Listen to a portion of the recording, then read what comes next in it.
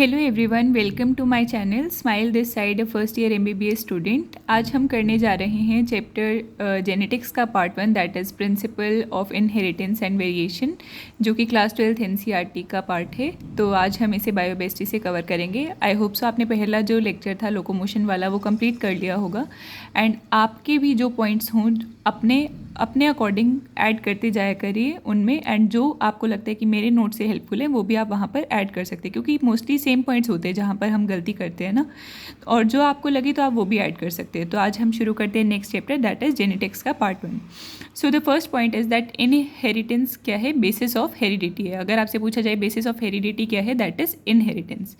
Second is that हमने देखा था ना, मेंडल ने कई सारे जो फीचर्स थे वो दिए थे, तो वहाँ पर जो एक्सियल था वो डोमिनेंट था और जो वॉयलेट था वो डोमिनेंट था। अभी मैंने क्यों लिखा है, क्योंकि मैं कंफ्यूज हो जाती थी कि कौन सा वाला डोमिनेंट था, लाइक एक्सियल डोमिनेंट था या टर्मिनल डोमिनेंट था, वॉयलेट वाला फ्लावर डोमिनेंट था या वाइट फ्लावर डोमिनेंट था। तो जो मुझे याद नहीं रहते थे वो मैंने इस तरीके से मेंशन कर लिए थे, आप भी इस तरीके से कर सकते हैं। नेक्स्ट हम देख सकते हैं थर्ड पॉइंट, ये प्रीवियस ईयर क्वेश्चन में भी कई बार पूछा गया है कि 14 ट्रू ब्रीडिंग पी की वेराइटीज़ ली गई थी। हम कई बार इसे 7 से कंफ्यूज कर देते हैं, क्योंकि 7 अलग अलग फीचर्स किए थे ना, तो हमें लगता है कि 7 थे। नहीं, अगर ट्रू ब्रीडिंग पी की वेराइटीज़ पूछी जाए तो उसका करेक्ट आंसर होगा 14। Next is fourth point, that is alleles can be similar, that is homozygous. Alleles जो है वो सिमिलर भी हो सकते हैं। Next is fifth point, that is only one allele is transmitted to the gamete, सिर्फ एक एलील ट्रांसमिटेड होता है गेमेट को। ये कई बार जब स्टेटमेंट वाइज क्वेश्चन में आते हैं ना, तो हम इनमें कंफ्यूज हो जाते हैं कि ऐसा था कि एक्चुअल में, तो आपको उसका ध्यान रखना है। Next is the six point, that is segregation of alleles कैसा होता है, रैंडम होता है। Next is seven point, that is test cross. Test cross के बारे में बताया गया है। टेस्ट्रोस किस लिए किया जाता था, to determine the genotype of the plant at the F2 stage.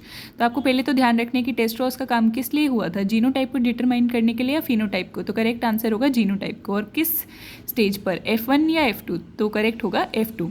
And यहाँ पर क्या था कि जो डोमिनेंट फिनोटाइप होता है, डोमिनेंट फिनोटाइप किसे बोलते हैं, जिसका जीनोटाइप डिटरमाइन करना है हमें, is crossed with the recessive. तो यहाँ पर हम रिसेसिव के साथ क्रॉस करते हैं टेस्ट्रोस के अंदर। Next is the 8 point, that is monohybrid. Monohybrid ने क्या क्या चीज़ें बताई थी, एक तो लॉ ऑफ डोमिनेंस और एक लॉ ऑफ सेग्रीगेशन।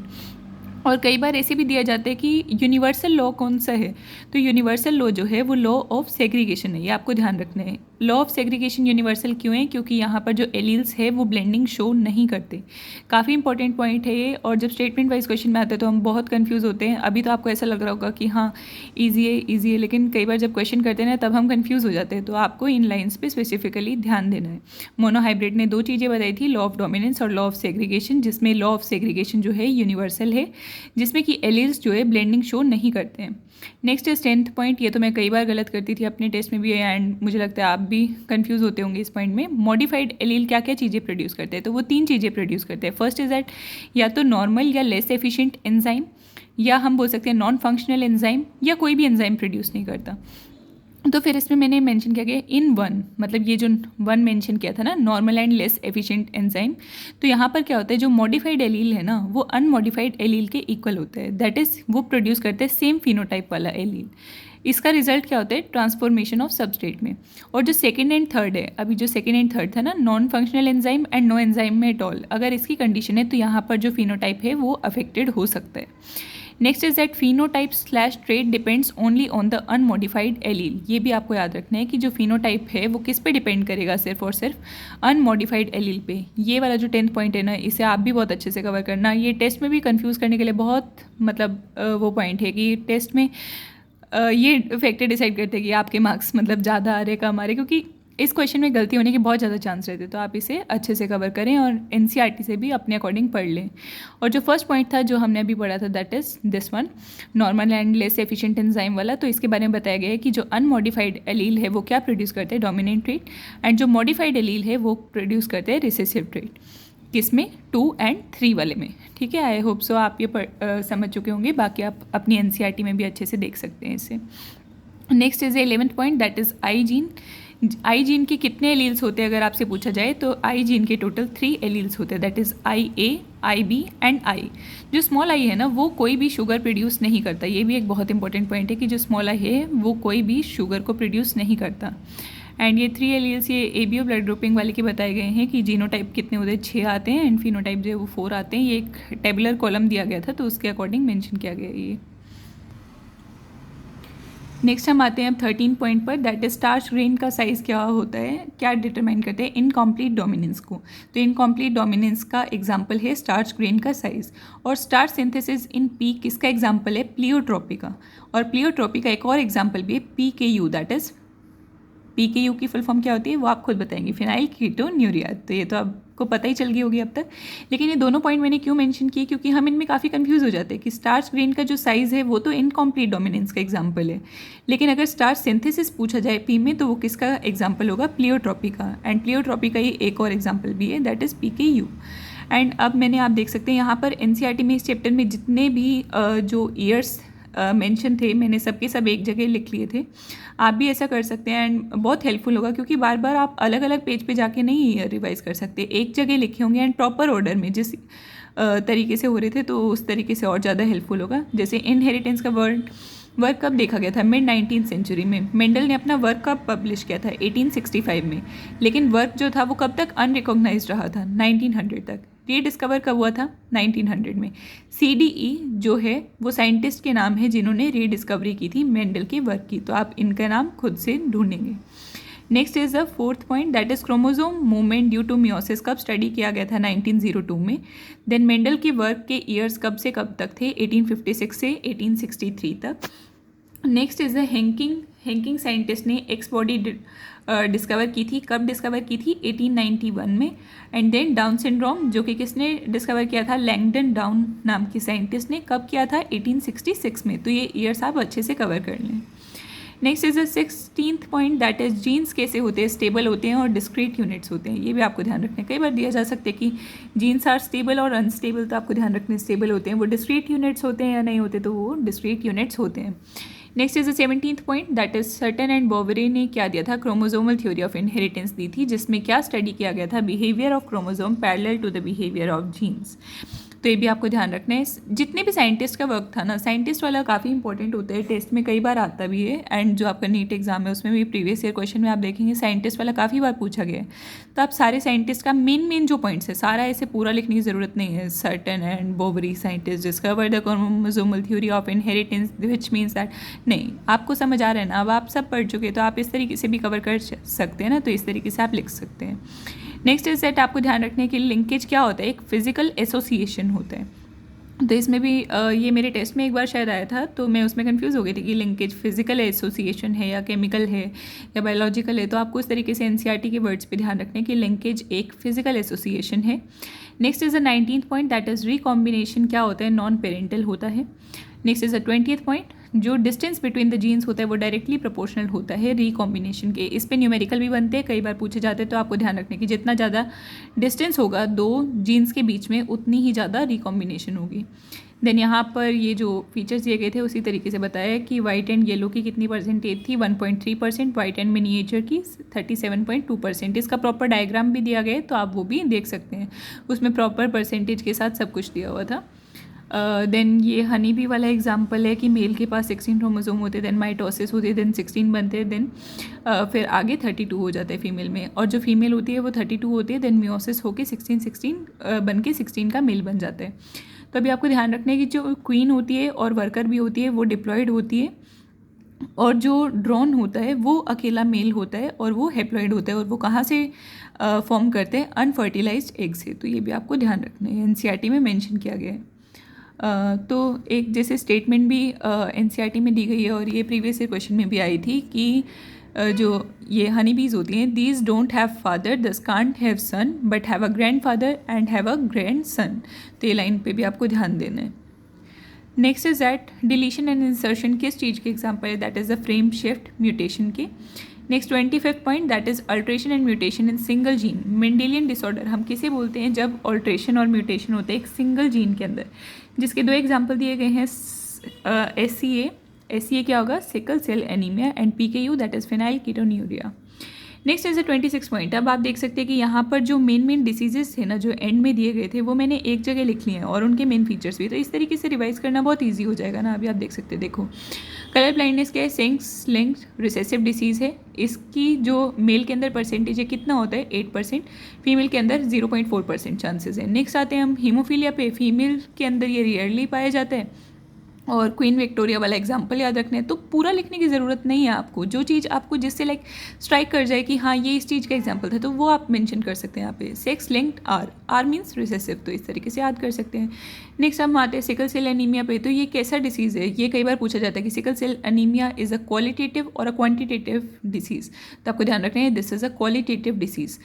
ये कई बार ऐसे सिंपल नहीं पूछा जाएगा कि सिकल सेल अनीमिया एक क्वालिटेटिव डिसीज है। सिकल सेल अनीमिया के बारे में पूरा एक मान लीजिए एक सेंटेंस दे दिया गया, उसमें बीच में दे दिया जाएगा कि qualitative disease is an autorecessive gene as well in which the single base substitution at 6 codon from GAG to GUG occurs. Identify the disease. तो इस तरीके से दिया जा सकते, तो आपको पूरा पता होना चाहिए। तो ये ऑटोजोमल रिसेसिव होता है, बोथ कैरियर जो होते हैं। इसमें एच बी एस वाली कंडीशन क्या होगी, डिसीज होगी। इसके अंदर क्या देखा जाता है कि substitution of glutamine by valine at 6 position of the beta chain of haemoglobin. तो आपको ध्यान रखना है, कई बार ऐसे कंफ्यूज कर सकते हैं कि substitution of valine by glutamine, नहीं ऐसा नहीं होगा, ग्लू बाय वेल होगा। और किस पोजीशन पे, 6 पोजीशन पे, और कौन सी चेन में, अल्फा बीटा या गामा। तो करेक्ट आंसर होगा beta chain. Next is single base substitution होता है, कहाँ पर होता है, 6 कोडोन में, जिसमें क्या चेंजेस देखे जाते हैं, GAG टू GUG। उल्टा नहीं करना आपको, जो एग्जैक्टली मेंशन किया गया है वो ही ध्यान रखना है, GAG टू GUG।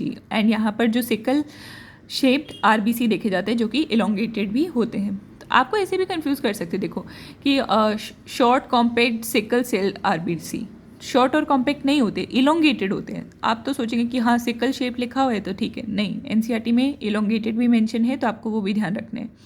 नेक्स्ट हम पढ़ते हैं फिनाइल कीटोन्यूरिया के बारे में। तो इसमें क्या होता है कि लैक करते हैं एंजाइम जो कि फिनाइल एडेनिन को टायरोसिन के अंदर कन्वर्ट करते हैं। तो आपको ध्यान रखना है किसके अंदर से किसके अंदर कन्वर्जन हो रही है, पहले तो उस चीज़ का एंजाइम गायब होता है। आप सोच सकते हैं कि इसमें ऐसे भी दिया जा सकता है कि वो एंजाइम प्रेजेंट ही नहीं होता या ढंग से काम नहीं कर रहा होता, क्या चीज़ है ना एक्चुअली। तो आपको ध्यान रखना है कि वो एंजाइम प्रेजेंट ही नहीं होता है। Next is that it excrete out through the urine because of the poor absorption by the kidney. तो इसके अंदर किडनी की जो एब्जॉर्प्शन पावर है वो भी ख़राब हो जाती है इस डिसीज़ के अंदर। Next is a thalassaemia which is a quantitative disorder. तो अभी हमने क्वालिटेटिव कौन सा पढ़ा था, that is a sickle cell anaemia, and जो थैलेसीमिया है that is a quantitative disorder. इसके अंदर जो दोनों की दोनों जो अनअफेक्टेड कैरियर देखे जाते हैं, इसके अंदर रिड्यूस सिंथेसिस होती है अल्फ़ा और बीटा चेन की। इसके अंदर एबनॉर्मल हीमोग्लोबिन होते हैं, और ये आप देख सकते हैं 2 चेन है ना, अल्फ़ा एंड बीटा। तो जो अल्फ़ा के 2 कंपोनेंट्स है that is HbA1 HbA2, and जो बीटा का है HbB। तो आप ये ऐसे भी याद रख सकते हैं, देखो BBB, इस तरीके से याद करने में ईजी लग रहा है ना थोड़ा। और अल्फ़ा में अल्फ़ा A, इस तरीके से सोच सकते हैं आप। फिर उसके बाद बीटा में क्या है, क्रोमोसोम 11 होता है, और अल्फ़ा में क्रोमोसोम 16। तो ये आपको याद ही रखना पड़ेगा। थोड़ा सा ऐसे सोच सकते हो ना, देखो इधर से ऐसे 6 बनता हुआ दिखाई दे रहा है, तो ये 6 आ गया इस तरीके से। मतलब कुछ भी, मतलब आपको याद रखना है तो वो अपने अकॉर्डिंग आप जैसे भी याद रखें, लेकिन पेपर में मिस्टेक नहीं करनी। बायो में हम मार्क्स लॉस करना अफोर्ड नहीं कर सकते, तो आपको जैसे भी याद करना है अच्छे से लिखें, याद करें, लेकिन बायो में आपको मार्क्स नहीं गंवाने हैं। Next is the 27th point, that is a chromosomal disorder. इसके अंदर क्या होता है, या तो एब्सेंस होते हैं या एक्सेस होता है, या एबनॉर्मल अरेंजमेंट ऑफ 1 और मोर जीन्स देखा जाता है। तो अभी जैसे हमने मेंडेलियन डिसऑर्डर के बारे में पढ़ा था, वैसे ही यहाँ पर क्रोमोसोमल डिसऑर्डर के बारे में बताया गया है, क्योंकि कई बार हम कंफ्यूज हो जाता है कि कौन सा मेंडेलियन डिसऑर्डर है और कौन सा क्रोमोसोमल डिसऑर्डर है। तो इस तरीके से आप देख सकते हैं। नेक्स्ट हम आते हैं अब आगे, that is the 28th point, that is holes hit अगर इंक्रीज़ हो जाए क्रोमोसोम का तो उस कंडीशन को क्या बोलते हैं, polyploidy. Next is 29th point, that is down syndrome, a very common and a very important disease, जिसके अंदर कुछ सिम्टम्स क्या देखे जाते हैं, लाइक पार्शली ओपन माउथ देखा जाता है, और यहाँ पर physical, psychomotor, mental development retarded हो जाती है। ध्यान रखने 3 चीज़ें मेंशन की गई हैं, तीनों की तीनों आपको पता होनी चाहिए। और जो टर्नर और क्लाइंटफेल्टर सिंड्रोम है, इसके अंदर कैसा देखा जाता है, स्टेराइल होता है, ठीक है, जो गेमिट्स हैं। नेक्स्ट है सिस्टिक फाइब्रोसिस, कौन सी चीज़ का एग्जांपल है, मेंडेलियन डिसऑर्डर का। आप बोलेंगे ये तो NCERT में नहीं दिया है, लेकिन ये बार प्रीवियस ईयर क्वेश्चन में पूछा गया था, तो इसलिए मैंने यहाँ पर मेंशन किया है। Next is 32 point that is sickle cell anaemia. इसके अंदर क्या देखा जाता है, mutant haemoglobin molecule undergo the polymerisation. जो म्यूटेंट हीमोग्लोबिन का मॉलिक्यूल है वो पॉलीमराइजेशन के अंडरगो करता है। Next is 33 point that is PKU। PKU की फुल फॉर्म क्या थी, फिनाइल कीटोन्यूरिया। ये किस चीज़ का एग्जाम्पल था, हम पढ़ चुके हैं अभी, प्लियोट्रॉपी का। और इसके अंदर फिनाइल एलेनिन हाइड्रोक्सिलेज की डेफिशिएंसी होती है, that is single gene mutation देखा जाता है। और थैलेसीमिया देखा था हमने अभी, क्वांटिटेटिव डिसऑर्डर है। और यहाँ पर क्या होता है, synthesis of few globin molecules, synthesis incorrectly functioning globin. Next is 36th point that is failure of segmentation of the failure of the segregation of chromatids result in gain और loss of chromosome, that is known as aneuploidy. अभी हमने polyploidy भी पढ़ा था, अभी aneuploidy भी, तो इन चीज़ों में कंफ्यूज हो सकते हैं ना, इसीलिए मैंने यहाँ पे मेंशन किया। अभी आप देख सकते हैं कि पॉलीप्लॉइडी क्या था, कि whole set of chromosome number increase हो रहा था। और यहाँ पर क्या लिखा हुआ है कि अगर failure of segregation of chromatids देखा जाता है तो उसकी वजह से गेन या लॉस ऑफ क्रोमोसोम होता है, जिसे हम एन्यूप्लॉइडी बोलते हैं। ये वही पॉलीप्लॉइडी की अभी जो बात कर रहे थे हम, that is failure of cytokinesis after the telophase stage. तो आपको ध्यान रखना किस स्टेज के बाद, क्योंकि वैसे भी आप इन जनरल देखें तो टीलोफेज के बाद ही तो साइटोकाइनेसिस होगा ना। तो मतलब कई चीज़ें आपको रिलेट करनी भी आनी चाहिए, मतलब उतनी टेंशन की बात नहीं होती कई चीज़ों में अगर हम रिलेट करना सीख जाए। तो इस वजह से क्या होता है कि whole set of chromosome increase होता है। और ये मोस्टली किन में देखा जाता है, एनिमल्स में या प्लांट्स में या ह्यूमंस में, तो करेक्ट आंसर होगा प्लांट्स में। ये भी आपको अच्छे से ध्यान रखना है। अभी देखो, अगर मैं इन जनरल आपसे पूछती कि पॉलीप्लॉइडी किस में देखा जाता है, प्लांट्स तो एकदम दिमाग में ही नहीं आएगा ना हमारे, लेकिन NCERT में जो मेंशन है वो हमें अच्छे से करना है।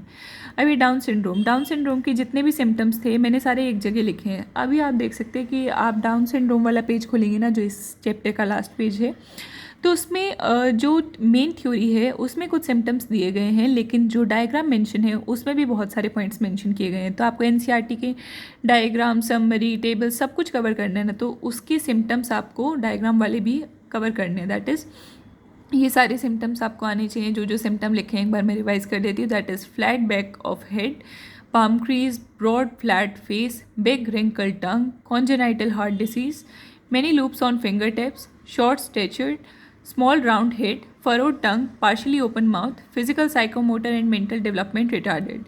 तो अब ये क्वेश्चन कैसे आ सकते हैं ना, कि आपको एक बॉक्स में ना बहुत सारे ऐसे पॉइंट्स दे दिए, मतलब सारे ये नहीं होंगे, इनके अलावा भी होंगे, या इनमें ही थोड़ा बहुत चेंज कर दिया जाएगा कि ब्रॉड राउंडेड फेस या बिग नॉन रिंकल टंग, इस तरीके से। तो उससे आपको पूछा जाएगा कि आप इनमें से चूज़ करिए कि कितने ऐसे पॉइंट्स हैं जो डाउन सिंड्रोम के सिम्टम्स हैं। तो आपको अगर पता होगा तभी आप कर पाएंगे ना, एंड NCERT के बाहर नहीं आएगा। तो जो NCERT के डायग्राम है और थ्योरी है वो वाले पॉइंट्स आपको करने ही होंगे, तो ये आप ज़रूर करिए। एंड इसी के साथ हमारा आज का चैप्टर कंप्लीट होता है, दैट इज़ जेनेटिक्स का पार्ट 1। कोई भी आपको और डाउट हो तो आप पूछ सकते हैं। And thank you so much.